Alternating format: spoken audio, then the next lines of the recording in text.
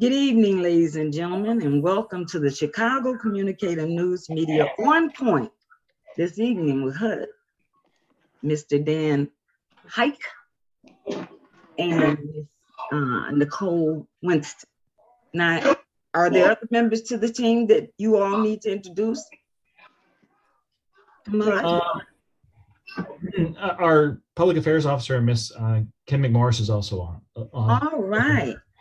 So I'd just like to welcome you all to the show and give you an opportunity to introduce yourself and tell our viewing audience who you are and what role you play with HUD. And then we'll go into our questions, if you don't mind. Absolutely, absolutely. First, like I was saying before, I'm happy to be here. Anytime I get to put a collared shirt on, I feel better, especially after 2 years of the pandemic. So it's great to see everyone's smiling face.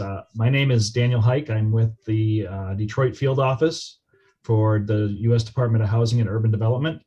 I am a management and program analyst within the field policy and management, but I'm also the regional Section 3 point of contact. My background, I've been with HUD now about 11 years. Before that, I spent 21 years in the military, having served several different places. And I grew up originally from the Upper Peninsula of Michigan, product of low-income housing tax credit properties. So I have a passion for working with communities to develop economic opportunities to assist individuals within low-income areas of neighborhood. Ms. Winston, tell us who you are and what role you play. Thank you. Good evening, everyone. I'm Nicole Winston. I'm a program analyst in our Chicago field office. I work pretty closely with Dan. As he mentioned, he's our Section 3 point of contact. And so I work on Section 3 as well, and am often going through him, asking him tons of Section 3 questions for guidance. So you really picked the right person to talk to about Section 3. I'm here to kind of just support, listen in. Obviously, like I said, I work in Chicago and in the Illinois field office, so really do Section 3 specific work in Illinois. And so I'm really happy to be here. I appreciate you having us. We're happy to have you. Thank you. Thank you. I will let you take it away. Thank you.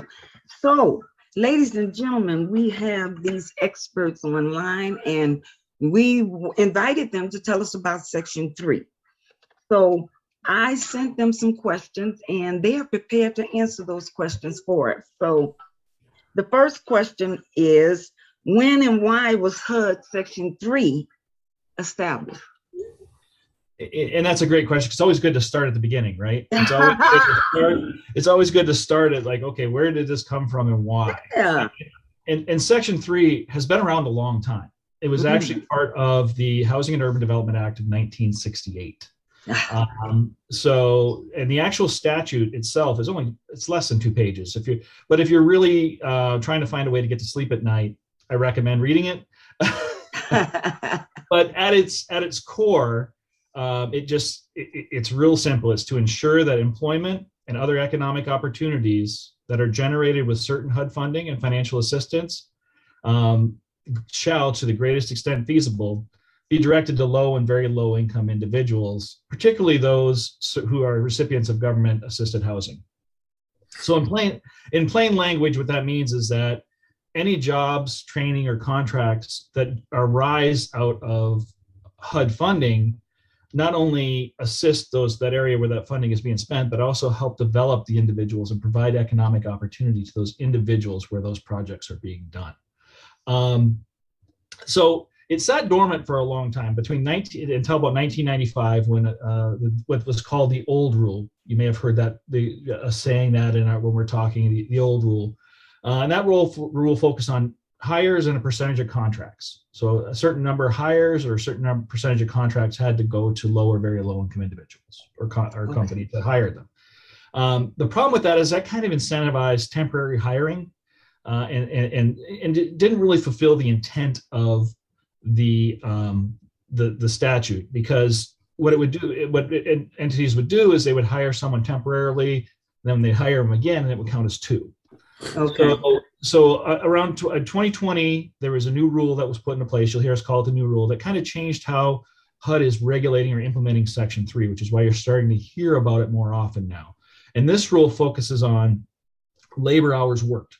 So it's focusing on not just the hiring, but the number of labor hours worked on a project, and then developing an individual throughout, and then maintaining them and working with them. So it's not looking at turnover or hires. It's looking at, let's set aside a certain amount of hours on a project dedicated toward that have to be worked by low or very low income individuals.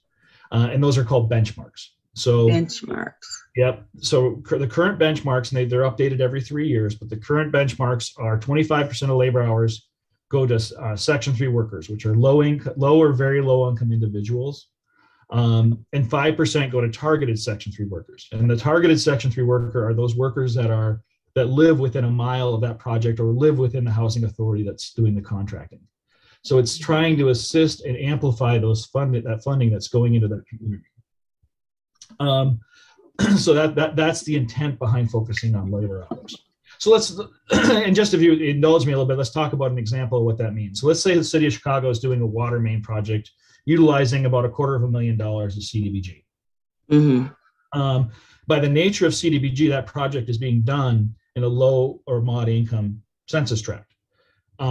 So what Section 3 does is it then says, okay, 25% of that funding or those labor hours need to be worked by a Section 3 low or very low income individual, and that works on that project, and then 5% of those labor hours have to be worked up by someone that lives within a mile of that project. So it's it's working on putting that funding in those communities that are most disadvantaged, and then impacting them not only just by providing a resource, but also developing the skills within that community. So has that happened? I mean, is that happening, Dan? Are these people in the community working on these projects that HUD is doing in low and very low income communities? So this rule went into effect in 2020.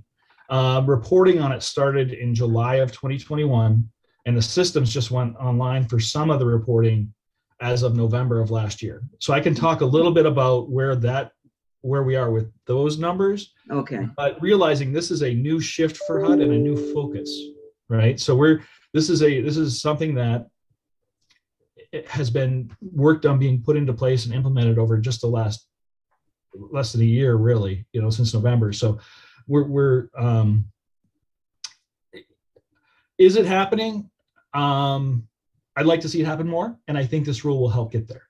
Okay. We have our investigative reporter, Mr. Lionel Nicholson, online. Lionel, would you like to ask your question? Question number 2. So the way that and I'm going to call it the new rule, because that's how most people that we're more familiar with talking about it, and that distinguishes it from what was in place previously. So under the new rule, it's designed to be marketed at several levels. So the benchmarks require a certain number of labor hours to be worked by low or very low income individuals. But if those benchmarks aren't met, there's a qualitative aspect of the rule. So that recipient then has to report on what efforts they take to make the local public and those aware of these opportunities. What training programs did they implement? Are they doing apprenticeship programs? Are they doing training? Are they developing? Are they doing affirmative outreach to try to reach individuals that are low or very low income individuals to work? So that's the qualitative aspect. So that's the first line of public awareness, is that those recipients are responsible for doing that outreach. Is that affirmative step, right? So that's the greatest extent feasible piece I mentioned before. They have to show they're doing something beyond their normal procurement process. They have to show that they're doing something to do an outreach, to do something just beyond saying I have this contracting opportunity. So that's the first step. And then after that, at the regional level, like Nicole and myself at the field office levels are doing partnerships with SBA, partnerships with other federal and state partners, to do just awareness campaigns. Like, what is Section 3? What does it mean to be a Section 3 worker? What does it mean to be a Section 3 business? And then on top of that, we've developed some resource hubs and some resources that are available to try to bring all this information into one spot for ease of use and ease of access for the public, for the press, for the recipients, for the businesses, and they can access this information in a way that is a little easier to understand, right? Because there's a lot of different places you can go to and reach, to try and find this information at the federal level, but then every state has its own focused resources. So, the resource hub we developed is a regional hub, but then it has an individual state page as well that focuses in on the resources that are available within the state. Okay. And I just want to, just give Nicole an opportunity, because this is an area where the Chicago area and that kind of thing, I just, she can chime in whenever she likes, but, that's kind of the focus of the public outreach campaign. Okay. Nicole, you have you want to add anything? Yeah, I mean, I think everything to Dan's point. In the Illinois office, we've been currently doing a lot of work with PTACs, or Procurement Technical Assistance Centers, to do exactly what Dan is talking about, kind of raise awareness and really help Section 3 businesses figure out how to do business with agencies that do have these federal funds. Yes. And I think something that we found is a lot of the agencies want to do this work with Section 3. They want to meet the requirements. It's a matter of finding the businesses. And for the businesses, they want to connect with the agencies and aren't entirely sure of the step-by-step process. So exactly, that's kind of been the goal for us in working with the PTACs and then other agencies, like I said, who are receiving federal funds and are searching for these businesses. All right. So, please explain, what is Section 3 and how does it benefit the community? And we've talked a little bit about this, right? But first off, it's important to understand that Section 3 is a preference, right? It's not when a contract is awarded through Section 3, just because you're a Section 3 business does not mean you automatically receive the contract, right? It's just a preference. It's something that communities work toward, or recipients work toward, to meet the benchmarks. You still, to receive the contract, you still have to meet all other state, local, and federal requirements. So you have to have capacity, you have to have the proper licensing, you have to have all those normal things that go along with that. So it's important to realize that that's what Section 3 is. It's a preference. Now, HUD does, with that in mind, HUD provides a significant amount of funding to local communities. If you look at just community planning and development funding for 2020 to 2022, this isn't public housing funding, this is just community planning and development. During that time, HUD provided Illinois with just over 1.3 billion. That's with a B. That's with a B. Yeah, that's with a B. 1,000 millions. And over 429 million of that went to the city of Chicago. So a well-developed and comprehensive Section 3 plan that's in place that outlines outreach, training, and other quantitative or qualitative efforts to provide that significant economic opportunity to those low and very low-income individuals where those projects are being developed and that work is being done, provides a benefit, not only that asset you're receiving through the project, like through the water main or through whatever is being done, but also those skills that are developed by hiring those low and very low income individuals to work on that project within that radius of where it's being done. So that's how the new rule kind of focuses and works on that and the intent of the rule.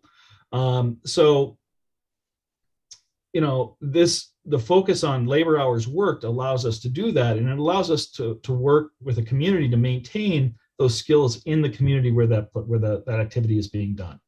Now that a lot of that burden lies with the community that's receiving the funding, because they're the ones that are ultimately responsible for meeting the Section 3 requirements. We're there to assist, lend a hand, support as much as possible, but ultimately a lot of this responsibility lies with the community on the ground. So go on to your next question about over the past year, because that was the question you'd asked me. Again, HUD is still working on the reporting mechanism, because the first public housing report is due the end of June. So it's not even, there's been no report yet on public housing funding on this.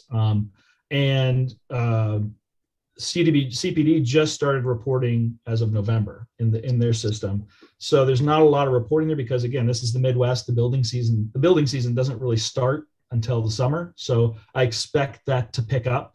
But just since November 2021, there's been 2.8 million labor hours worked on Section 3 projects. Of those, 260,000 of those hours were worked by low or very low income workers. And that's nationally, right? If you look at just Illinois, there was about 40,000, a little over 40,000 labor hours reported, and about 9,000 of those were worked by low or very low income workers. So that's what's been reported so far by the recipients. Now, again, this is very early, but you're starting to see some moving of the needle on this. And I expect as the funding starts to flow through the American Rescue Plan funding and the current year allocations, I think you'll start to see more of this happening because Section 3 applies to all that funding. Okay. Oh, and one last note is since July, since the new business registry went online, there's been over 1,100 businesses registered, self-certifying as a Section 3 business, and about 100 of them are in the Chicago area. So you're starting to see increase in the number of businesses registering as well.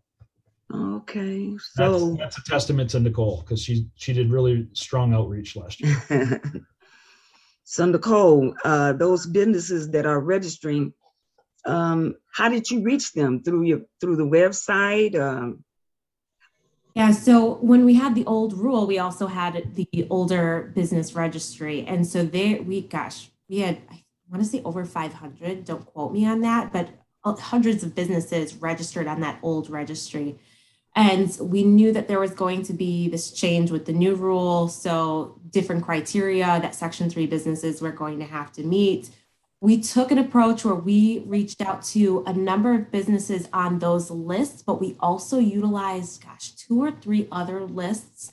I wasn't the person that compiled them, but basically they were lists where we knew that it was likely, not certain, that there were Section 3 businesses on there potentially. Okay. And so the idea was to reach out to them in Chicago and basically ask the question, this is what a Section 3 business is. This is what it takes to qualify as such. If you meet the criteria, let's go ahead and put in your information so that you're easy to find if opportunities come up. So we've done a lot of outreach that way. I mean, I live in Chicago. I live in East Garfield Park. I am, well aware of several Section 3 businesses. I will happily talk about Section 3 and ask the question to folks that I think might qualify. It's just been a lot of open conversation, but we've utilized lists in the past that, again, we suspected Section 3 businesses would be on, and just asked the question and did the education piece. This is what it is to qualify, and kind of went from there. Okay, I think that's what people want to know. What they got to do to qualify, and because can I ask Nicole? We have a lot of small businesses. Yes, go ahead, Libet. Okay, welcome to East Garfield Park, Nicole. Thank you. I've been a resident in East Garfield Park over 20 years, and just part of West Garfield Park pretty much all my life. But Wanda, myself, and George Owens, who's on here, we're part of the Garfield Park Advisory Council. Oh, wow. At the Garfield Park Gold Dome. And I know Wanda's going to be inviting you to present from community perspective. So we look forward to that. Absolutely. I'll put my information in the chat so you guys contact me as you wish. Sure, I'd love that. Thank you so much. Thank you so much. And I do have a few follow-up questions, but I would like, I don't know what number we're on. We're going to number 5, right, Dan? Okay, number 5. Over the last 3 years, how many African-American small businesses have registered through HUD Section 3? Do you have that breakdown? Well, not strictly that, but I can talk about a little bit about what it is and what it isn't within the registry, and then also there's some other indicators for that I can discuss based on who has registered. Okay. So first, it's important to understand what the business registry is.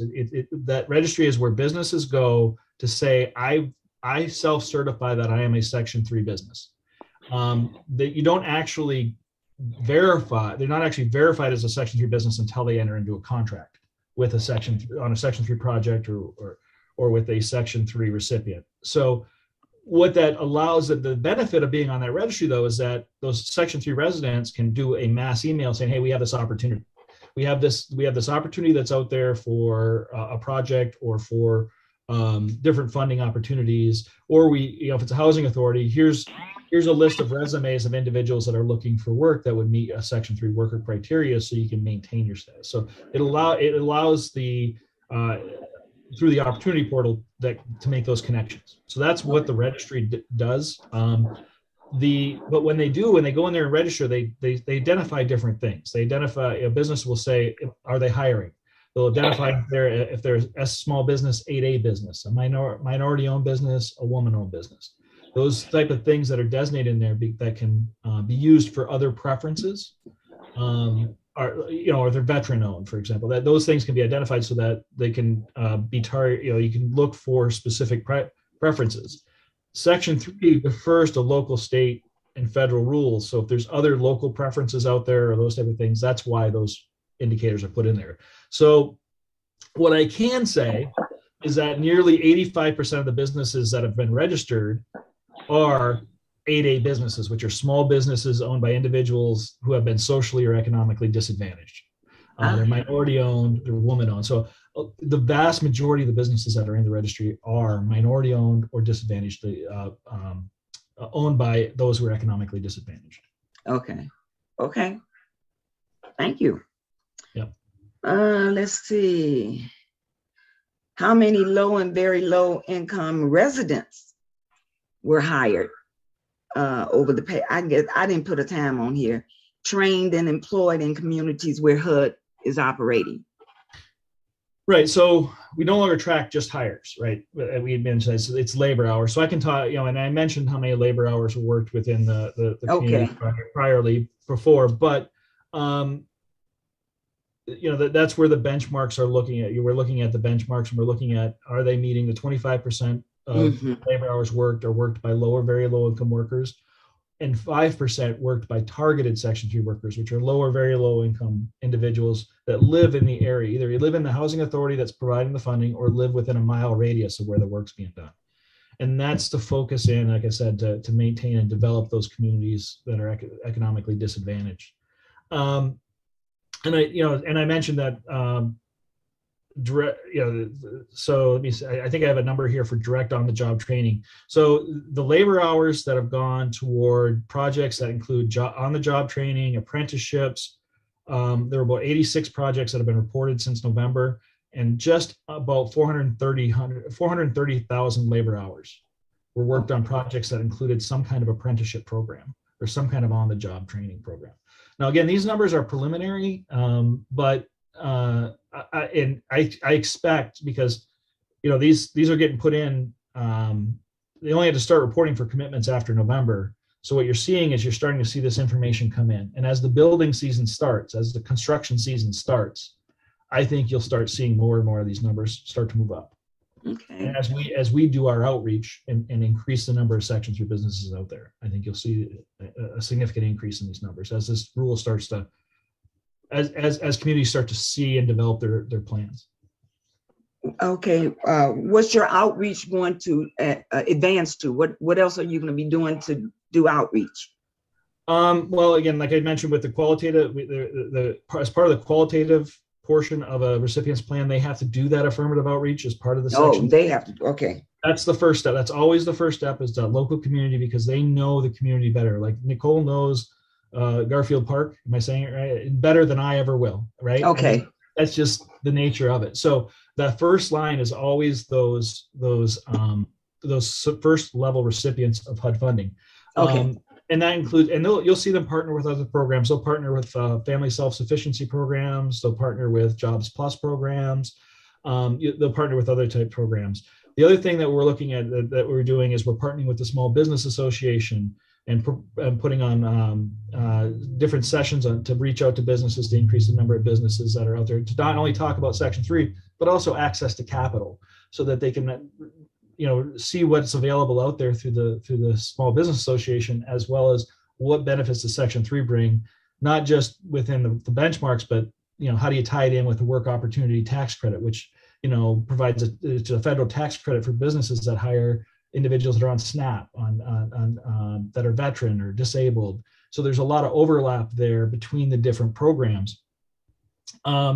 And we're also looking at, we're partnering with the International Union of Partners, Allied Trades, Labor International Union, and doing these workforce empowerment sessions that are working on and trying to build apprenticeship programs, trying to build this network of not just on the business side, but also connecting those potential workers with those businesses. Okay. And that's the focus area you're starting to see. And I know Nicole's been doing some of that work with CHA, so I want to give her an opportunity to talk a little bit about what's been happening in that area. Nicole.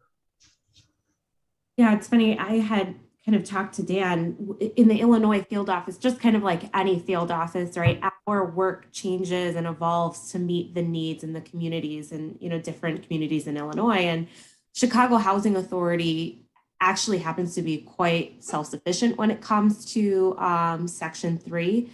And so, thinking back, gosh, pre-pandemic, a lot of our work in the Illinois office kind of was focused on central Illinois. We did outreach to Champaign, to Decatur, to Springfield, where we actually traveled. And as Dan was talking about, a lot of that outreach work is to make sure the grantees are up to speed on what the requirements are, how they meet that Section 3 obligation, how they do outreach to, their residents, what types of trainings they're offering, et cetera. So a lot of that outreach pre-pandemic was central Illinois.